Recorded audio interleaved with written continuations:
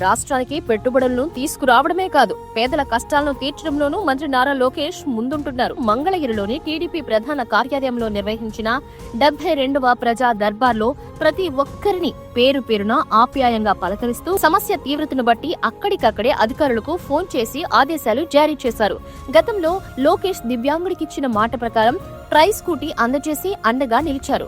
అంబేద్కర్ కోనసీమ జిల్లాకు చెందిన దివ్యాంగుడు వెంకటేశ్వరరావు కూటమి ప్రభుత్వంలో చంద్రబాబు చేస్తున్న అభివృద్ధి పనులపై అభినందనలు తెలిపేందుకు అక్టోబర్లో మండపేట నియోజకవర్గం చెన్నూరు నుంచి పాలకొల్లులోని మంత్రి నిమ్మల కార్యాలయానికి దూరాన్ని కూడా లెక్క చేయకుండా ఆటోలో వచ్చారు. వెంకటేశ్వరరావు అభిమానానికి ఫిదా అయిన లోకేష్ తన సొంత నిధులతో ఆయనకు ట్రై స్కూటీ అందజేస్తారని హామీ ఇచ్చారు. ప్రజా దర్బార్ కు వెంకటేశ్వరరావును పిలిపించి ట్రై స్కూటీని లోకేష్ స్వయంగా అందజేశారు. లోకేష్ మాటిస్తే ఖచ్చితంగా నెరవేరుస్తారని సంతోషం వ్యక్తం చేశారు.